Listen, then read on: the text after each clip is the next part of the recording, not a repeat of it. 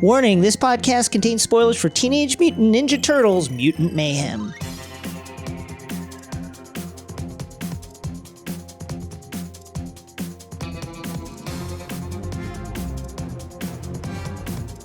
Hello, my name is Jason Concepcion. And I'm Rosie Knight.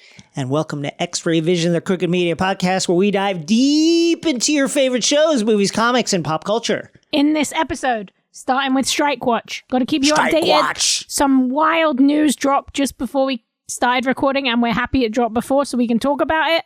In the Airlock, it's the oozy, gooey delights of TMNT Mutant Mayhem. It's so good, but don't get milked. Just don't get milked, folks. Don't get milked, guys. And in Nerd Out, a question about fly-on-the-wall conversations.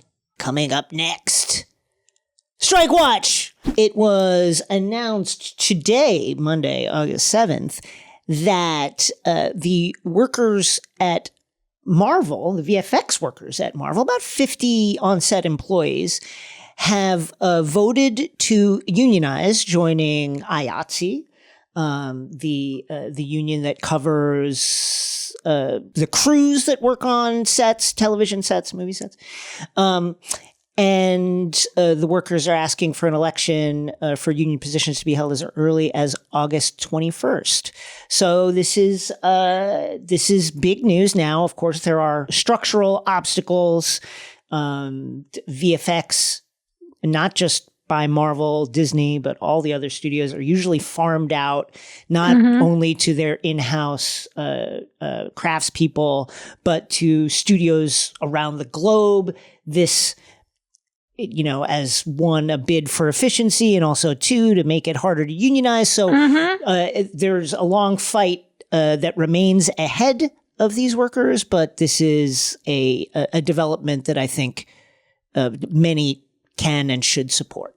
Yeah, I think it's great news. I am really excited for them. It's going to be hard, but as with so many fights, it starts with one thing that can spread. So them being represented by IATSE and potentially having the election to see if that's possible could be a great way to start thinking about how a wider unionization or labor organization effort could happen, even with these separate places, which is kind of what happened with the video game workers union.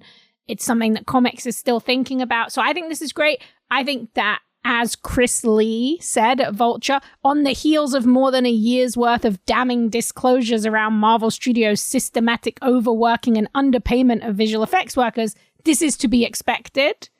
And I'm very happy that Hot Labor Summer continues. This is really wild that this came out on the same day that it was announced that the LA City workers would go on strike next Tuesday for 24 hours, which is going to be like the first strike since the 80s. So the strikes keep coming and they don't stop coming.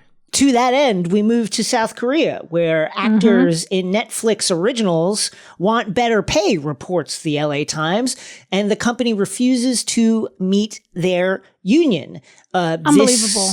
This comes on the heels, of course, of the revelation that the creator of Squid Game, whose story increased the valuation of Netflix by $1 billion, according to some analysts, received in recompense for that no residuals, a salary, but virtually no other ability to share in the massive profits that his story generated for Netflix. And of course, you know, Netflix is often talked about as the streamer that's best positioned for the current labor actions that are taking place, right? They have a lot of reality TV. They have like this vast international cache programming of programming that comes from international, that it's already banked, that's like comes from other places around the world, including a heavy reliance on the stories that come out of South Korea. And so this would seem to put pressure on that, and a welcome development as well. Yeah, I think it's absolutely welcome. I think this is great. It's the Korea Broadcasting Actors Union. And I just think this is a great, terrible, but very prime example of how Netflix views international programming. And how they obviously thought this was a space where they could exploit as a resource to be exploited. Yeah, a resource to be exploited. I mean, the Squid Game thing was so shocking because it was an original idea created by Hwang Dong-hyuk, the creator, and yet when he signed the deal to make it, Netflix took all of the IP in a move that is very similar to what we've seen in the comic book industry, but is a lot rarer in standard traditional publishing or Hollywood. But Netflix obviously, like you so beautifully put it, Jason, saw this as a resource to be exploited and mined rather than a space to support creators. And the fact that Netflix is not getting back to the National Broadcasting Actors Union shows a lack of respect, in my opinion, for the work that is being done. But I would very much like to see some kind of labor organization happening in a way that could impact the way that Netflix is using this programming, not only as a way to break the strike or not be affected by it, which is what they're doing, but also as a way to just let them know, like, this content is made by people. It's not content creators, it's artists, it's writers, it's actors, it's directors, it's storytellers, it's production designers, it's set dressers, it's all these people. That is always getting left behind in this era of like content and content creators. So I just think any movement like this is very positive, and I hope that Netflix makes the correct decision here. But let's be real, in this summer, none of these execs are making the correct decision, so I'm not feeling hopeful. That's correct. Well, I mean, you know, like, I mean, this is a thing. I'm not going to dwell on this too long, but this is a structural issue. This is not something that falls at the feet of any of the individual CEOs who run these companies. This is an issue about how the economics of the space work, and tech, which Netflix is a tech company essentially, has long been hostile to unionization efforts, and you know that will only continue. So we watch this with interest. Up next, TMNT, Mutant Mayhem. We're stepping out of the airlock and into the beautiful, aromatic, and juicy sewers of New York City for Teenage Mutant Ninja Turtles Mutant Mayhem, which opened last weekend and is wonderful. Delightful. Wonderful. 10 out of 10. Lovely. Good stuff. I gotta say, before we get into the movie, who would have 15 years ago, 18 years ago, whatever it is, who would have picked Seth Rogen and Evan Goldberg to be like the powerhouses that emerge from Freaks and Geeks? Yeah, exactly. And not just that, but also the powerhouses who emerge from Freaks and Geeks to essentially adapt unadaptable cult comics. And like like all around multi-layered threats. Obviously Rogen in front of the camera, behind the camera, writing, producing, Goldberg writing, producing, and etc. But it's the track record at this point is really, really amazing, and it continues again with the wonderful Teenage Mutant Ninja Turtles, Mutant Mayhem, that has their imprint on it with script writing help from Dan Hernandez and Benji Samnin and director Jeff Rowe. But just really, really fantastic, absolutely distills what's kind of like magical about the Teenage Mutant Ninja Turtles for a new generation. And the animation style, the action is so unique. I wouldn't even know how to describe it. How would you describe it? I think it kind of swerves between like looking like somebody's sketches that you would see in the classroom next to you. Chiaroscuro with kind of look.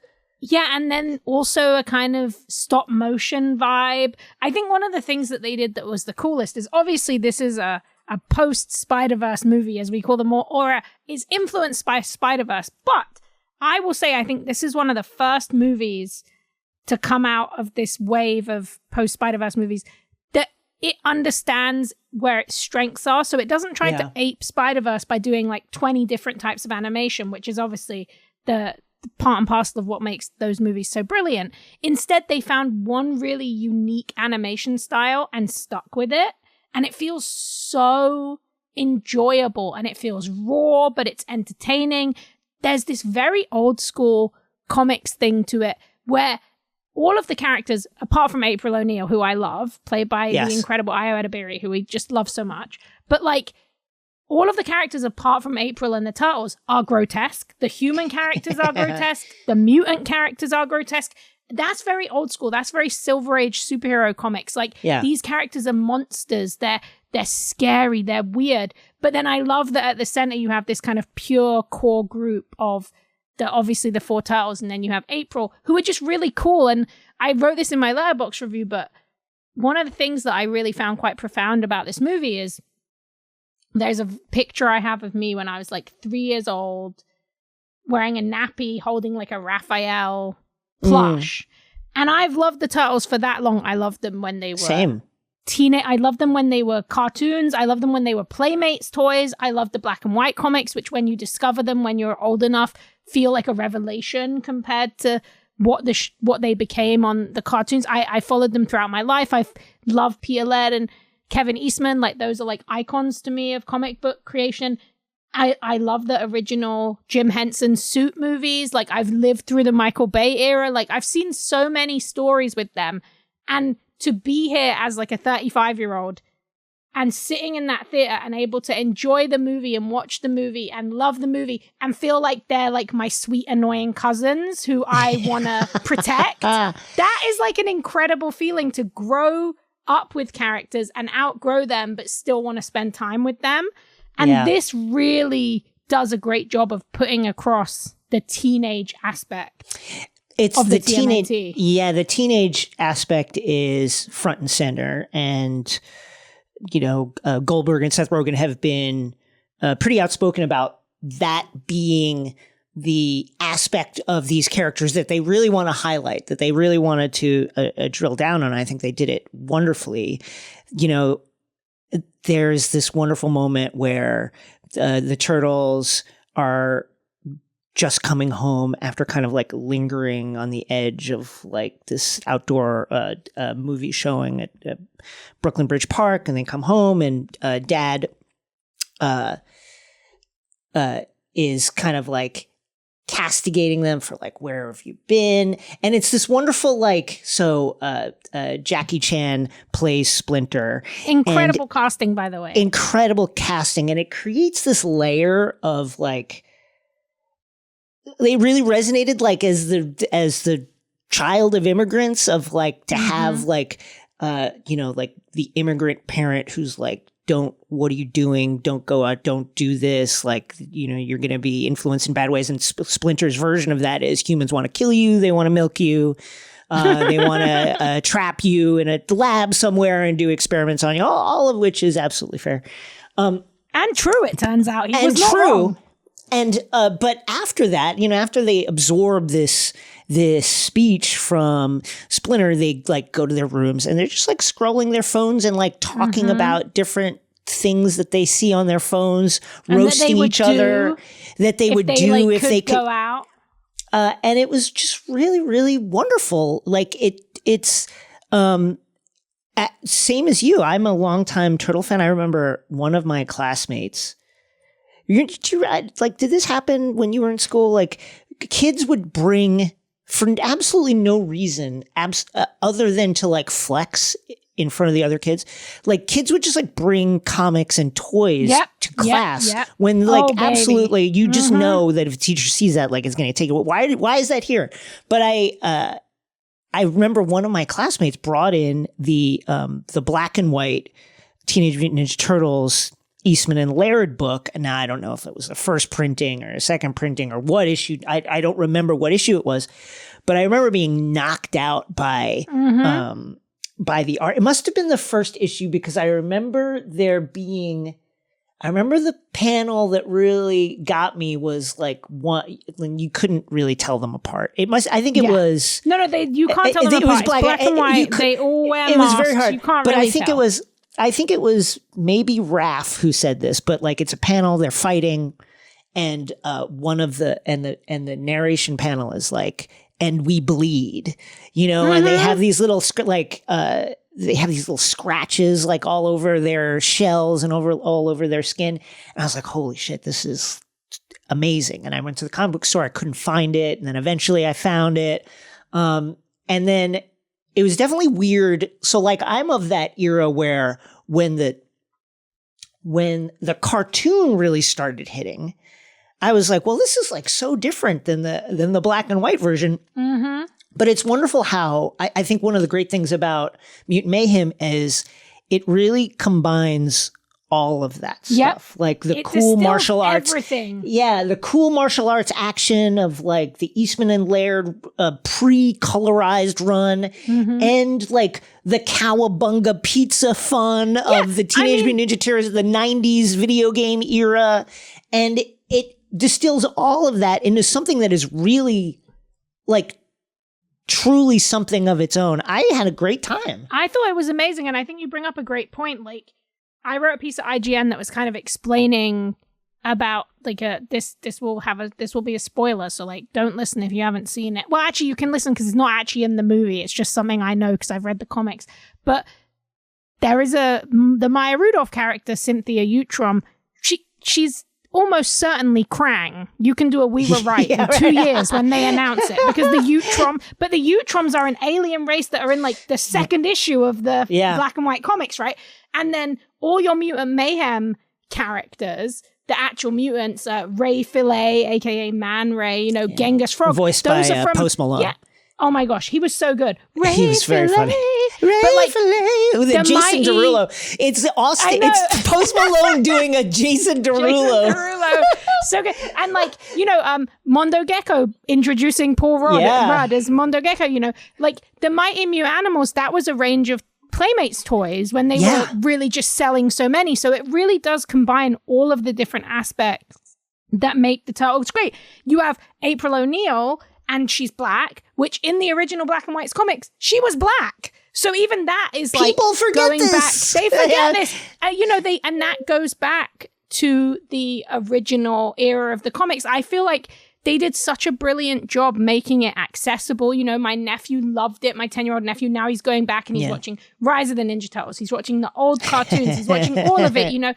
I love that it basically, once again, created an accessible jumping on point for kids, because this is one of the most consistent kids franchises that has kind of always perennially been there. And I think that's why it, they were tracking it. They were like, oh, it's going to make like 25 million or something. But it ended up being closer, I think. Let's find the final numbers. 50 plus. I think it was like 40, 45 or 50 on a budget of 70 million, which is, so we're going to get there. Like clearly this is going to be a money-making movie, and I think word of mouth clearly will build. Just very delightful, and I love to see it, and I'm very happy. 43 million over 5 days, and it's going to have long legs. Like, this is a movie that opened well, and it's going to be playing all the way into the fall. It makes me very happy. I love the idea that these kids are going to be able to find these characters that we love. And I also love, this is the first one where you actually have the original Jim Henson suit 90s live action movies. Yes. Some of the people who played them were teenagers who voiced them or were in the suits. But this is like kids. Mika Abbey, who plays Donatello, he is a baby. When I see him in the interviews, I am like, oh, my sweet child.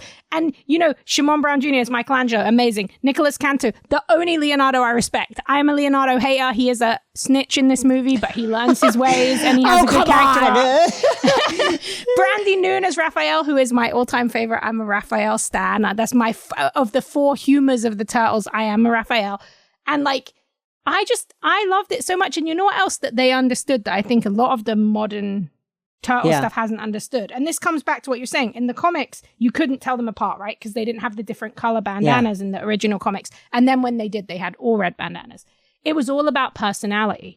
And I think in the contemporary stuff, me and Nick talk about this a lot, it became about how do they look different? What gadgets do they have? You need to know the weapons. Now, that's all still true. And they actually do that in a really fun way here. But the personalities are so defined. You can watch so that defined. And every kid is going to have a favorite. Who was you mentioned it, but expound as to why your turtle was your turtle. Okay. So my turtle, I think it's one, when I was a kid, I definitely had that tendency of thinking the darker characters were like cool. Yeah, I think we all. So, I like, think that's a very Sith, preteen teen. like, Yeah, and Raph was like the tough guy, and he was really complex, and he was kind of sad and emo. But you know, I will say, out of all the turtles, I feel like his representation in this movie is slightly streamlined, whereas I feel like the others get really great kind of new elements. But you know what? It's time. He's growing. He's just a chunky little boy who's angry. But you know what? I think it really was, and this is so dumb, but this is like so defining in my life. I always remember, like, I used to love all kinds of weird old movies, and like I loved like Cary Grant movies when I was a little kid, and I love PI movies. And I always remember Raphael in the movie wearing like the detective jacket and the hat. And that to me is just one of the coolest visuals. I literally have a reference to that in the new graphic novel I'm writing. Him, The Thing, RoboCop does it when he like first gets transformed. There's something about that, and I think that for me really cemented it. But I mean, then again, I literally have that picture. I'll try and find a link to put it in the show notes because it's really funny. I have that picture of me when I was like a baby, and I had Raph. So I don't know. I guess it was just, maybe it was because he was red. You know, when you're it could be that as well. But it's always throughout my life. That's never changed. In the new movie, I would say Donnie's probably my favorite character. I loved him, but I'm still a Raph girl. Who's your turtle? Donatello is my favorite turtle for various reasons. One, you were mentioning what you gravitated to at that stage of your comics reading life. I was like, what is the thing that is not popular, and that's what I like. And so like Donatello, I mean, they make a joke about it in the movie. He just has a stick, you know? And I was like, that's cool. That's like, that's accessible. Like I can go unscrew the head off the broom right now and have the weapon that Donatello has. Plus he was that's like a great the more, call, actually. Yeah. And like, so I can just be Donatello right now if I just like unscrew the broom head. And then he was the more, like he was very adept at technology. He was kind of like the sneakier one and the quieter one also. Like everybody else was much louder than him, but when he did speak, it was like, it seemed to have some weight to it. And then he was the one, I forget which issue it is. I think it's the first issue. He's the guy who beats Shredder. Like he beats Shredder at the end of the fight. And so I was like, Donatello, that's my guy. I played him in the video game. He had the longer reach. Like you could hit the guys from across the, further across the screen because it's this longer stick. And so Donatello, that's my guy. And I thought he was wonderful in the movie. So good in this. Also, I will say, I feel like that's got to be the most fulfilling turtle to love, because he definitely was like the lesser loved one before. But I feel like over the years, everyone who has created a Turtles show or a Turtles movie, they love Donatello. And then you get to this point where I feel like for me, he was absolutely like the standout of the movie. That must be a fulfilling journey as a fan. That was wonderful. Just see this character you love get better and better. And as we learned, he, I believe it's Donatello who's wearing the JoJo's Bizarre Adventure hoodie when they go into school. Yeah. So there is like, this is a movie full of pop culture references, but I actually found it quite charming. It didn't overwhelm me. I enjoyed the kind of nods and the fact they're talking about Endgame. Like, sure, Endgame exists in that universe. Like, okay. I mean, that got huge laughs in the theater because that particular joke was one that like, all the adults and all their kids could enjoy. Yeah, and also it was so funny. It's one of those fun things. I think like the best references, right? They either make you go like, "Oh, that's cool," or they open up your mind to like, as storytellers, as people who watch this stuff, as people who write theories, fans, whatever. They open your mind to like, okay, so if the Avengers exists in this universe, what does that mean to the universe? Like, what does it mean? And obviously, also you get the moment with Ferris Bueller's Day Off when they're like watching it and all they want to do is like go to high school so they can take over a parade. I love it when you learn that I love the implication essentially that this is our world. Yeah. I think that's really powerful and I think it's magical for kids. Teenage Mutant Ninja Turtles, Mutant Mayhem, in theaters now. Up next, more turtle stuff with an omnibus about the Teenage Mutant Ninja Turtles. Welcome to another chapter of the omnibus.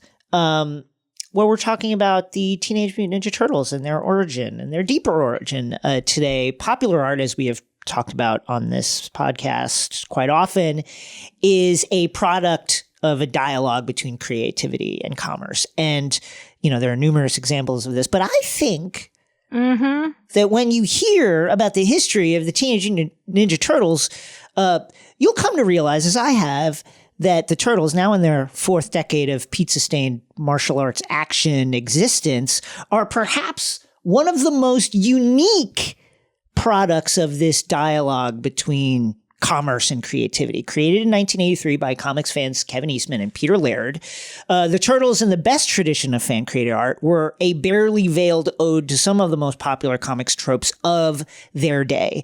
You've heard Rosie talk about this lots of times.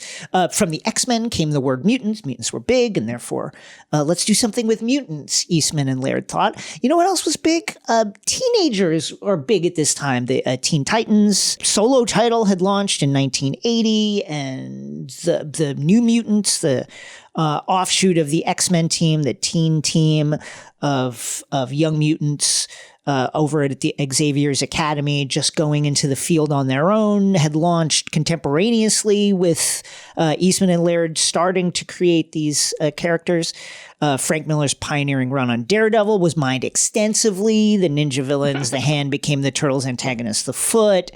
Miller and artist Klaus Jansson's gritty, blood-drenched martial arts tone was brought over basically intact in that early black and white run.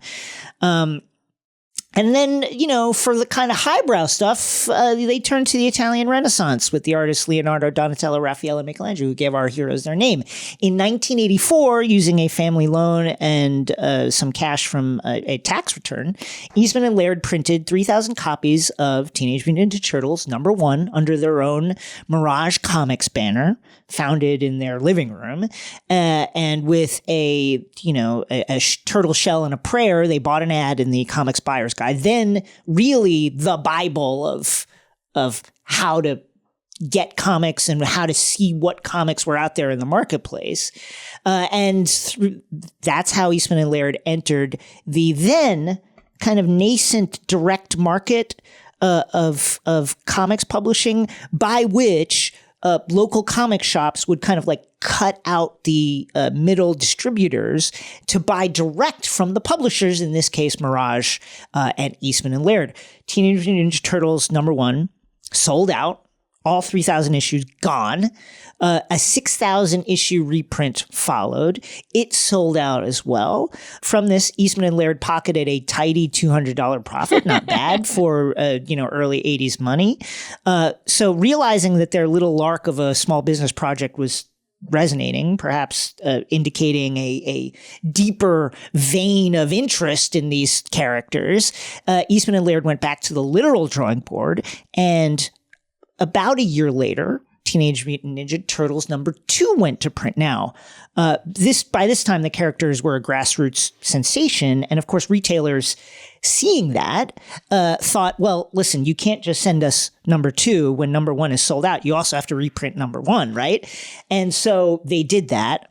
And thus began a new run of Teenage Mutant Ninja Turtles, going up to, I believe, issue 15. And all the issues sold regularly into the 5 and occasionally 6 figures, which are just incredibly huge numbers for an indie. Like, huge numbers for an indie. Like, if you're Still talking a big 6 deal figures. If it happens now. It's a big deal if absolutely a huge deal if it happened now. And some of their issues, were flirting with numbers that, like, you would get at the big 2, like at some of their medium range books. Like, this was huge, huge stuff. And seeing this, in 1986, Playmates Toys came calling, a subsidiary of Hong Kong-based Playmates Holdings.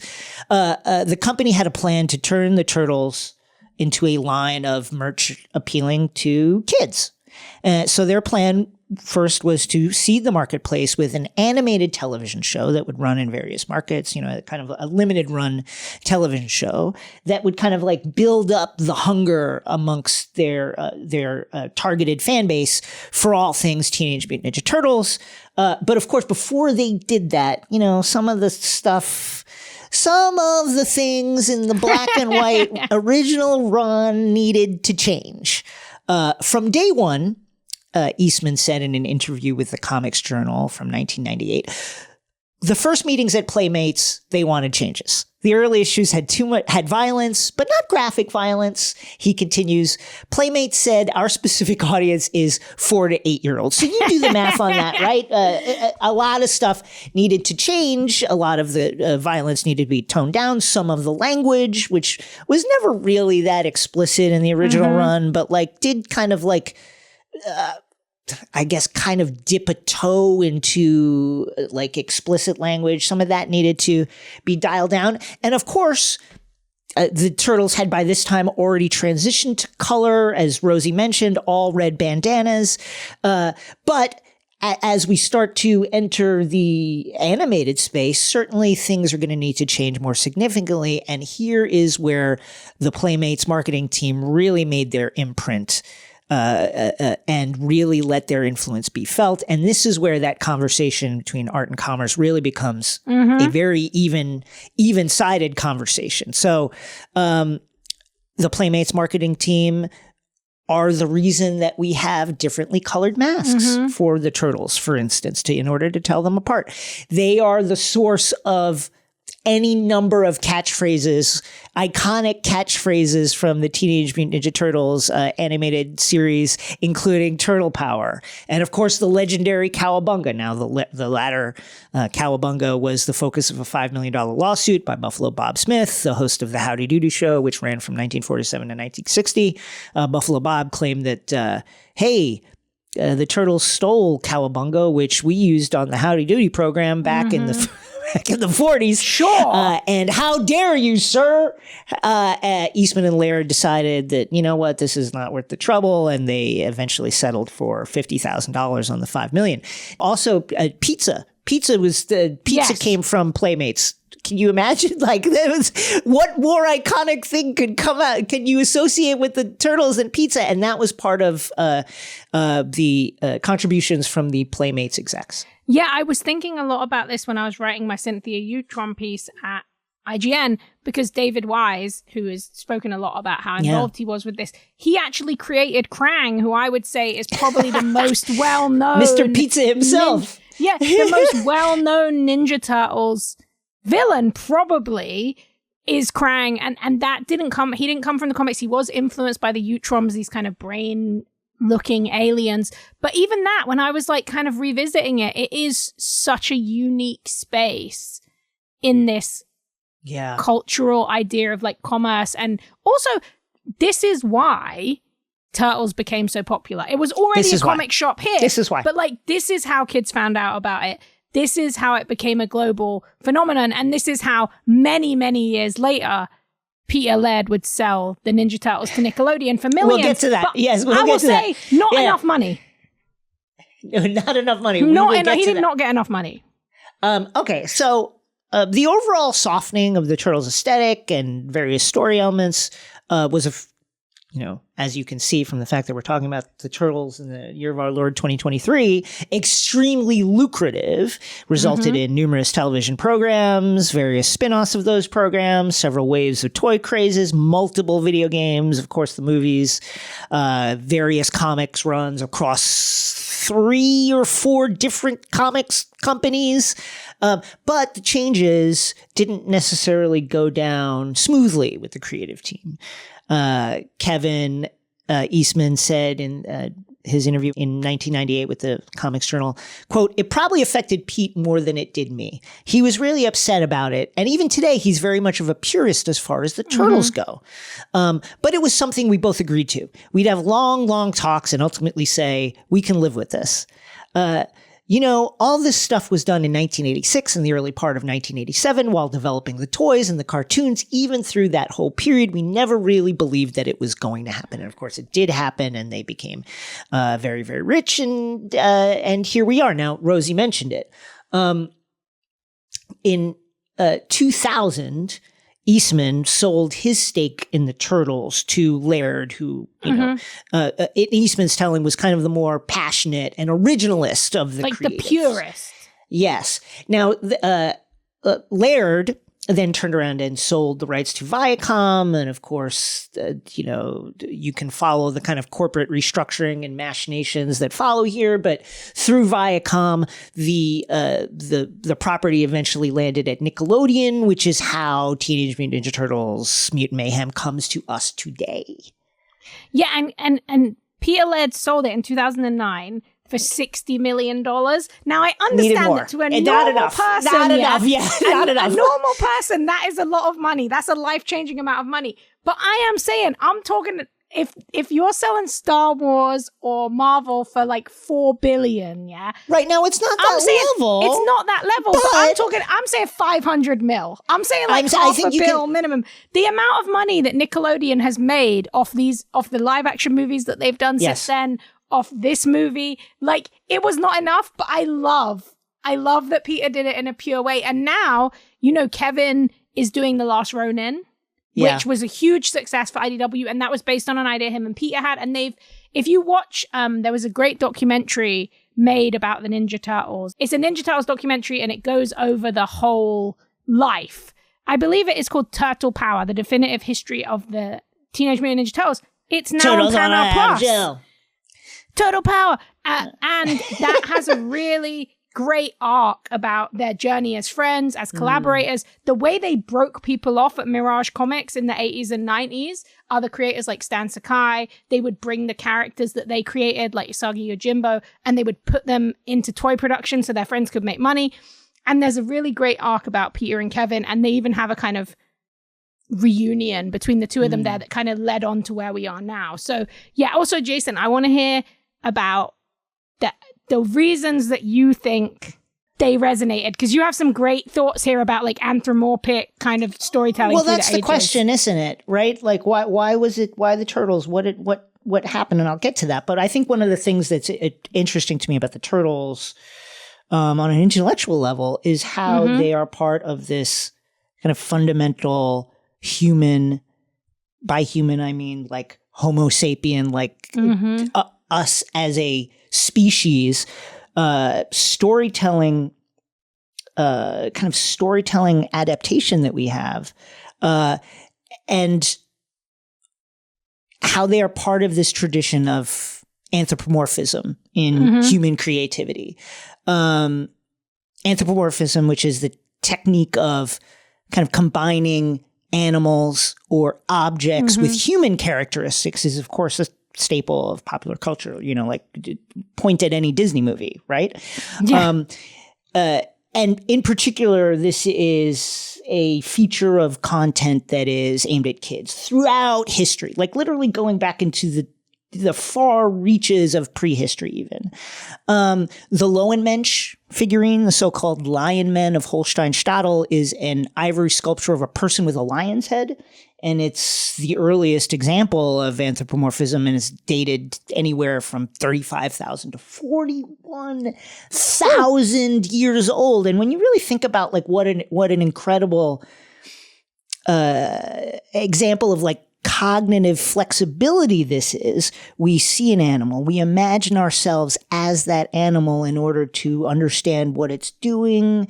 This is really something that is unique to people. Archaeologist Stephen Mithen, in a really wonderfully catty response to critics in a December 1996 issue of the Journal of Royal Anthropological Institute, noted that, quote, anthropomorphic thinking does appear to be an effective means for predicting animal behavior. In other words, his idea was that, Stone Age hunters, in order to figure out the migrations of, say, herds of ibex or something like that, would wonder, if I was an ibex, what would I do? What would I do? Where would I go?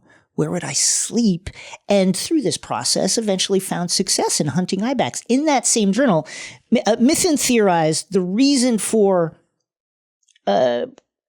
children's interest in anthropomorphism throughout history is perhaps because quote, from birth, they are surrounded by material artifacts that are intentionally designed to cause cognitive fluidity. We kind of like overlook this about the way we were raised as kids and the way we interact with kids, about how confusing, when you really think about it, you give a kid a doll that is a tiger, right? That is the picture of a tiger or the picture of a Teenage Mutant Ninja Turtle, right? And it's not a turtle, but you expect them to understand that it is not what it is, but it's something else, right? This is like, we are intentionally confusing kids so that their minds become more fluid. And I think what this all brings me to is, I think for me, the reason that the Turtles resonate, and what I think was so wonderful for me about this movie was the way the Turtles kind of activate empathy, particularly for kids, right? Like, you're a kid, you're concerned, it's hard now as an adult to kind of like reach back and get into contact with like what a day-to-day like wilderness going to school was as a kid. And it's like, everything feels like life or death. And it's like, do people like me? And if they don't like me or make fun of me, everything's going to fall apart. And like, you're living minute to minute and day to day. And one of the cool things about the Turtles is it empowers kids' empathy, right? You see yourself as these special martial arts turtles who are also outcasts. And what do they want? They just want to be like every other kid, every other normal kid. But of course they can't be because they're turtles. But because they are anthropomorphic turtles, it allows kids to interact with their empathy in a way that protects them from kind of like the more occasionally troubling aspects of empathy, which is the questions that arise from, your own relationship with with your other classmates, or let's say, bullying.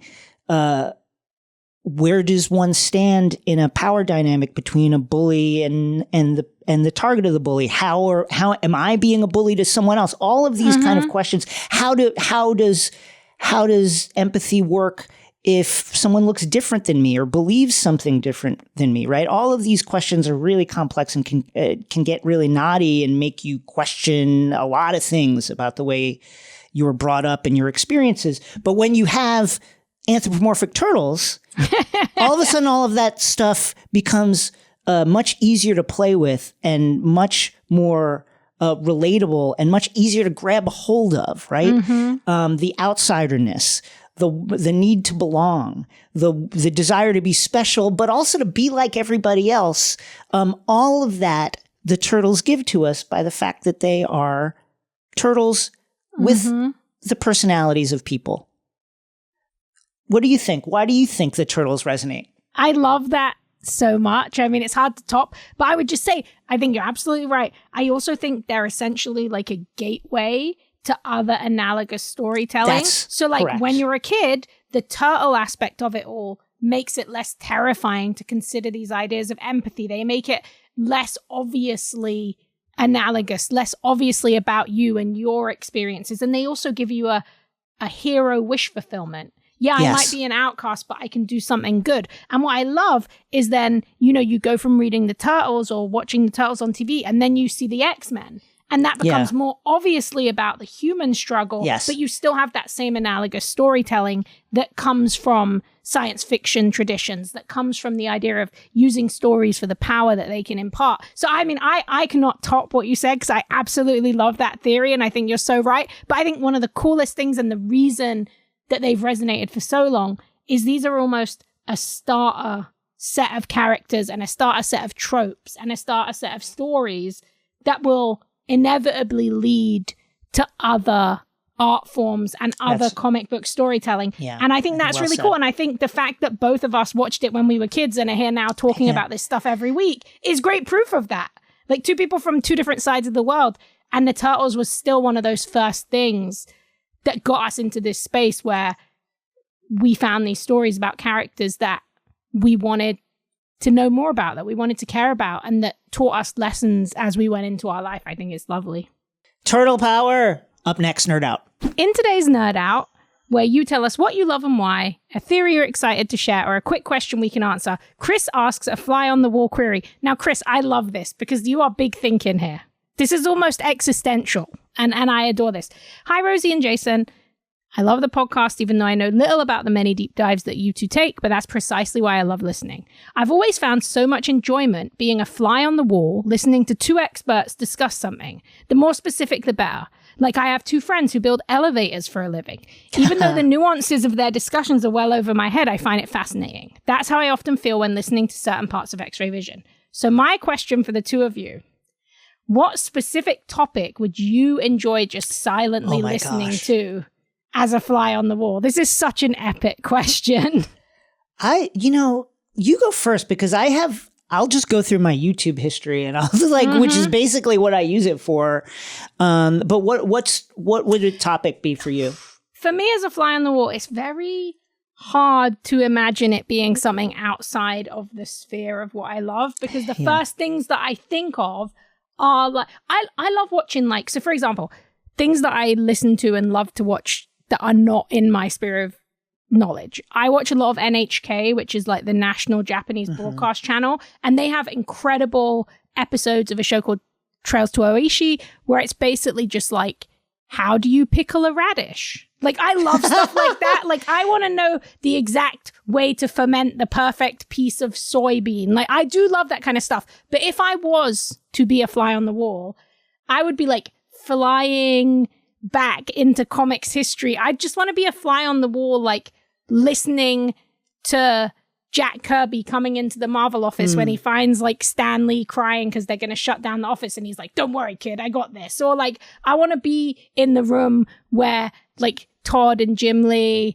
and Rob Liefeld and all the crew are like talking about Founding Image. Like, I think for me, it would be getting to hear and experience like these unbelievable historical moments that you sort of can't really even conceive, because in the moment nobody knew they would be important. That to me would, if I was truly a fly on the wall, those would be the things. I'd want to revisit some of those incredible conversations and historical moments that no one kind of knew would become that at the time. Yeah, for me, it's always people in some sort of creative sphere talking about how the nuts and bolts of how they do the stuff that they do. For instance, now I'm going through my YouTube history. I recently went through a late night. I do a lot of writing at night. A late night like ABBA phase. Yeah, baby. I love fucking stuff. ABBA. I think they're fucking amazing. I think that they are a genius. They're clearly the greatest music group to come out of Eurovision. And so like I just threw on the 2022 ABBA documentary and just like had that going in the background. It's like very interesting to me to listen to these creative people, two couples, two married couples who got into music because they would just like hang out and sing together, talk about how they created really some of the most like perfect earworm pop songs, and so weird that call on like when I hear the term like white culture, I think ABBA in the best way. Like it's pop music. You're thinking of Waterloo. It's pop music. Waterloo's a great example that calls on like this like deep like European musical tradition with the big like all classical, almost Shostakovich-y sounding like piano chords and this like wonderful like almost folky melodies. Like, it's great stuff. I love doing that. Or like another thing that I had here is just a conversation with David Milch, the TV writer who created Deadwood and wrote for Hill Street Blues and created NYPD Blue. Just him talking about his creative process. Anybody talking about like their creative process with another person who is like steeped in the particular history of whatever space that creative person applies their trade in, is I'll listen to that conversation 10 times out of 10. It doesn't even have to be anything that I particularly know how to do. It could be like woodworking or something, and I just find that I really do love enjoyable. a good like slow like woodworking trains. I listen to a lot of stuff like that. But I have to share. Okay, so I think you're right. I think that is the key. And I was lucky enough many years ago now. One of the set visits that I did when that was still a thing pre-COVID, I visited the set of the first series of What We Do in the Shadows, and it was in Toronto, and it was freezing cold, and we got to go to the X Mansion where they were filming a big thing. But that was one of the most mind-blowing, like, fly-on-the-wall experiences, because you're there as press, and that was a very lax set. So yeah, I just got to I have so many unbelievable memories of just, like, a guy who was creating, like, a non-toxic gel for setting himself on fire. And he just talked to us about it for, like, 30 minutes and kept just setting himself on fire. And he was like a Viking. And it was also 12 women on the set visit, which you never get, which was incredible. The guy who was doing all the wire work stunts, he just came onto the coach where we were chilling outside and gave, like, a whole speech on all these different ways that they were using wireworks. We had the guy who was making the fake vomit. It was one of the set visits that I've been on that had the most amount of specific knowledge base. The set dresser, the person whose job it was to go to, like, the charity shops and buy old vintage stuff that would look like it fit into a vampire's house in New Jersey. That was a really mind-blowing time, because it was like getting to be a fly on the wall and hear the ins and outs of how things got made. And it also, this was probably 6 years ago now or something, but it kind of blew my mind and opened my mind to just how many different jobs there are in filmmaking, and how much I wished as a kid I'd have known that your job could be, like, dressing the set, or your job could be, like, somebody, you know, you're just some cool guy in overalls and you're, like, hammering together, like, a shelf that goes on the set. Like, that's like a dream. You don't, and that was very profound to me. And that was definitely the time that I felt most like, I know that guy's just going around setting himself on fire, talking about that gel to anyone who's on the set, because he's a genius. And, like, so that was definitely the most fly on the wall experience. And honestly, it was amazing. Like, I think about that all the time. So I think I would like to be a fly on the wall more, actually. Chris, that was such a good question. A wonderful question. I love it. If you have theories, passions, or quick questions you want to share, hit us up at xray@crooked.com. Instructions are in the show notes. That's it for us. Rosie, any plugs? Plug. Yes, I am going to plug a piece of mine that went up at IGN. Not my Cynthia Neutron piece, though that's great. I wrote a piece. I will say it this way. I have been working on a piece at IGN for 4 years about the boom and bust of the comic book industry. And I was delightfully surprised this weekend when my brilliant editor, Scott Kalora, reached out and was like, hey, I think it's time, like, let's run it, you know. I'm really happy. It went up. It's 6,000 words. It has interviews with Todd McFarlane, Louise Simonson, Jim Lee on the record talking about Image, Bob Layton, who really was an unbelievable source and gave some unbelievable numbers about Valiant, is probably the piece I'm proudest of. I want to turn it into a book or a TV show or something, because there's just such a great story to be told there. But for now, you can read it on IGN, and I'm super proud of it. Kevin Van Hook from Valiant also giving some great insight.